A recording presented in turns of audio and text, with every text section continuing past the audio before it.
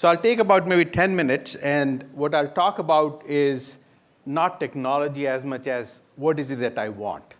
Okay, so I'll walk you through a day in my life and all the places where I feel AR could play a role.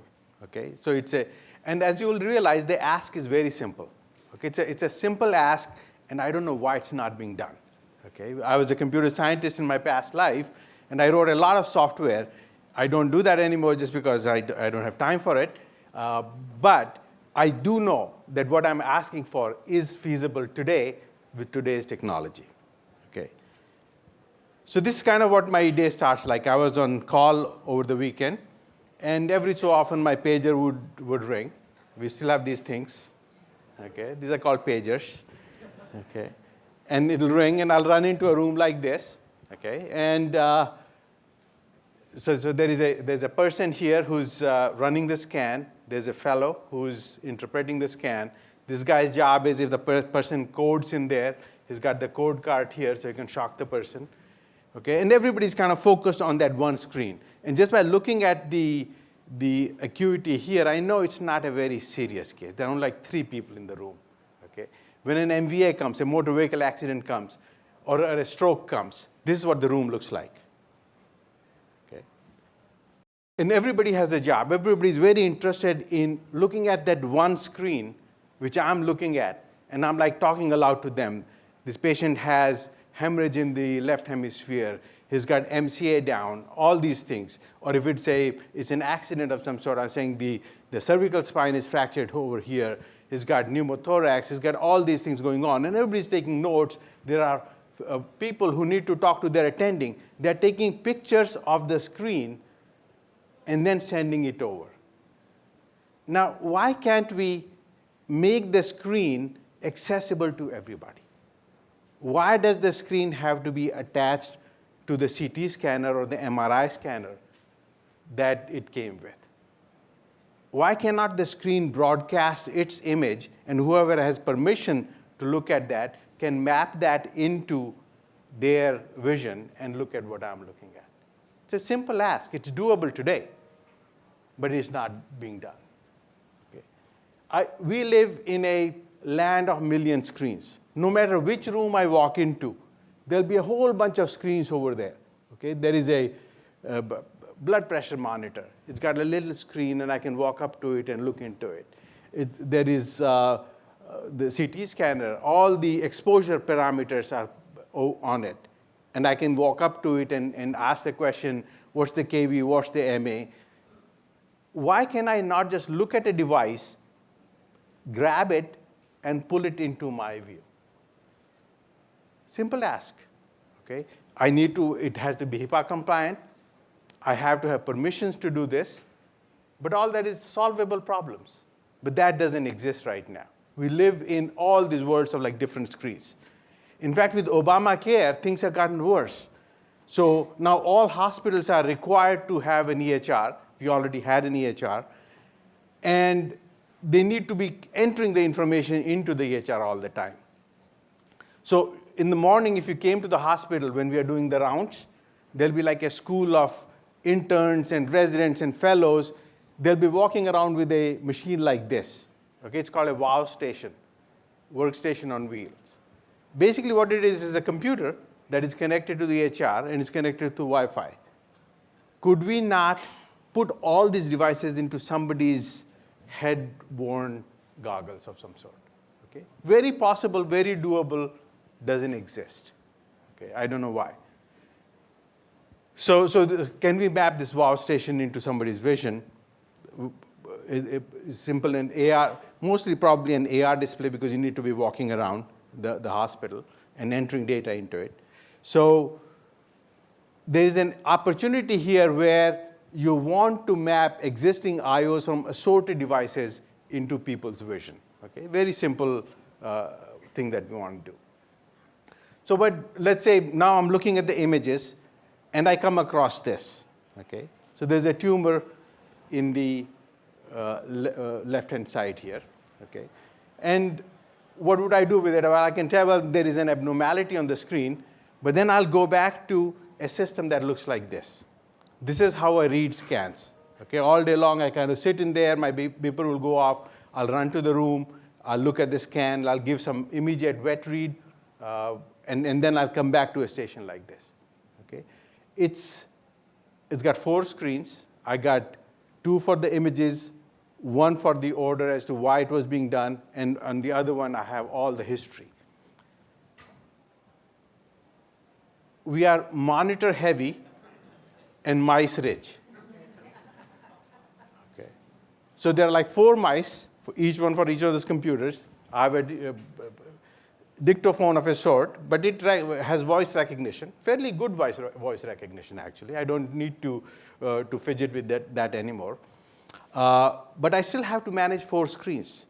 Can we change that environment? And many times I have to do these consults. So a lot of people will come in, all the surgeons will walk in and say, how is the fracture, where is the fracture? And because they can't look at the same screen that I'm looking at, we have displays in our room which are sort of ceiling mounted. And they can all look at that kind of a display. So can we change the experience here and have this somewhat more compacted? Can we declutter this environment? But let's take the next step. What do? I look at terabytes of data. Each scan would generate thousands of images, each one of them several megabytes. Okay? I accumulate and integrate that in my head, and then I produce a report, a written report, which is probably kilobytes. Okay? It's a very high compaction ratio. Okay? But that's not what I want to do. I want to be able to talk to my audience. I want to be able to show them, this is what I'm looking at. So what the tumor that I showed you, that is what anybody can see. But there's a lot more information around that tumor. So sometimes, actually, what we do is we make these little movies for the surgeons who will then look at the movies and go with them. So I hope the audio works here. A friend of mine, she made this movie for MD Anderson for a surgery that was going to go next day. And let me play that. Good morning. This is Dr. Heyman dictating. We have a very difficult left cerebral hemispheric lesion, probably a glioblastoma in this patient. We'll be discussing 4 major important things the surgeon needs to know. 1 is, where is the motor tract? 2, where is vision? 3, where's the arcuate? And 4, what are the cortical probabilities of language being present over the area to be resected? 4 things, all very important. Motor function. You cut the wrong thing, he's not going to move his hand or something. Vision, he may not be able to see something. Where is the language mapped? Just try communicating that information through a written report. What I would prefer is have the surgeon in some sort of a telepresence with me. And I want to be able to show what I'm showing through this movie and give them the opportunity to ask me questions back as to where do you think. What Anne is showing you is all the various motor functions that are being mapped. This is the motor cortex. This controls all the muscles in the body. And that is what is being shown and how close they are to the tumor. Okay? And you can go up and down. This is how close we are to the optic tracts. This is where the vision is mapped. So if you cut in the wrong place, you may lose certain part of your visual cortex. Okay. This is how the Broca's area communicates with the Wernicke's area. So there are like 2 parts of the brain that talk to each other for us to make fluent speech, and this is how they're connected. This is where all the language functions are mapped. So all very important functions, but right now we're communicating through a written report. We would rather be communicating them in some sort of a interactive manner. Of the left cerebral hemisphere. So we can take it one step further. Okay? It is not only about remote consultation. It can be consultation while the surgery is going on. So now we have this intraoperative MRI machine. Once a week, I scrub in, and I'm participating in a procedure like this. We have a ceiling-mounted MRI scanner. We have the patient on this table. The ceiling-mounted MRI scanner is normally taken away and put behind a sort of a door. And then the surgery goes on. This is how the surgery takes place. Okay? You do the induction, the anesthesia happens. There's Dr. Swearingen. He's going to be taking out a pituitary tumor in this case. And when they are ready to scan, we'll throw everything out of the 50 Gauss line. The marking on this is a 50 Gauss line. And all the metallic stuff is taken out. And then we take and then we put the cranium is still open. Okay, so they can go back in and do more surgery if needed, if the pictures tell you that some tumor is left in there. Then we will put the head coil on. We'll wrap the patient up. Okay, and this is what the patient looks like. So there's a patient in there, okay, and his cranium is still open. Okay, and then we'll take the magnet out, and the magnet automatically sort of is aligned up, and it'll go around the patient, and we will take the image, and this is what the image will do. This is a good outcome. So this is what an image looks like, where this entire tumor has been taken out. If something was left in, we could remap the patient, and we could actually tell what is left. Okay? You can take this step one step further. We do a lot of image-guided biopsies. So the patient is in front of me. The normal procedure is I will stick a needle in to take some biopsy. I'll walk out of the room, do a scan, do some mental calculation saying the needle has to be turned this way or that way and has to be advanced. And then I will go back in and I'll do this thing.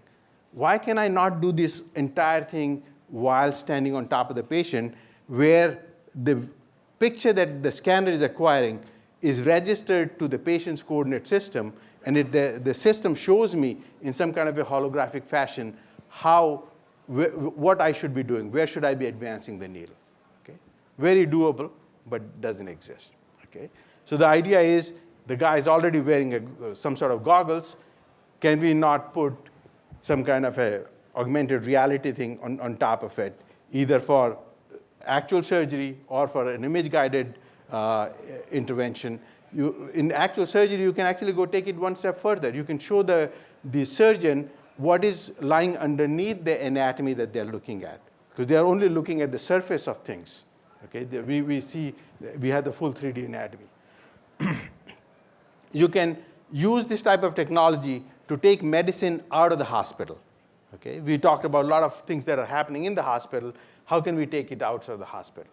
And take any disease you want. There's a big mismatch in where the physicians are and where the need is. So this is the map of all the strokes that happen in the country, while most of the physicians are like in Northeast or in California and so on. There are only about 15,000 of them anyway. So there is a need to be able to do this.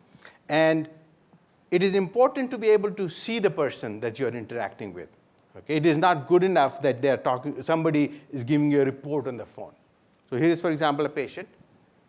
What's wrong with him?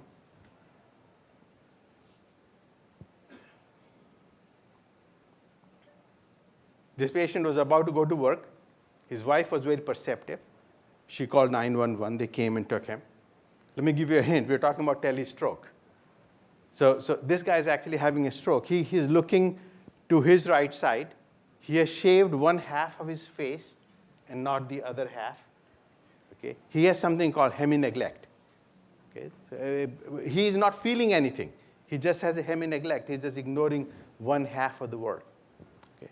So it is very important to be able to see the person that you're interacting with. So all the telestroke people, they have designed all sorts of tests and so on that they can conduct over iPhone screens and computer screens. It would be much nicer. This is what our telestroke system looks like. Okay? We have a very busy telestroke service. Every day, many people get flown in from the islands and all of Northeast, essentially. But again, what we have are two computer screens. It'll be much nicer to have an augmented reality headgear of some sort in order to conduct telestroke. Okay? So to me, this is the value proposition for AR. Can you liberate I/O from CPU and storage? So to create this immersive, shared environment where we can collaborate. Medicine is one example. So you probably heard a lot of talks about enterprise and gaming and so on. Okay, and they're all good. And right now, I think AR has a need for it. But if you look at the economics of healthcare, okay, healthcare is about a $4 trillion market worldwide. In US, it's about $1 trillion. Accounts for 18% of the GDP. Radiology, if you just stay with images, this is what AR deals with. If you stay with images, that is about 10% of that market. It's about a $100 billion market. Okay? So to me, if you are in this space, any business plan has to include some kind of a healthcare strategy. Okay? Because this is a market that is mature, it needs it, and it can afford more expensive gear than you're used to. Okay? So with that, I think I'll start. This is probably my last slide. Yes?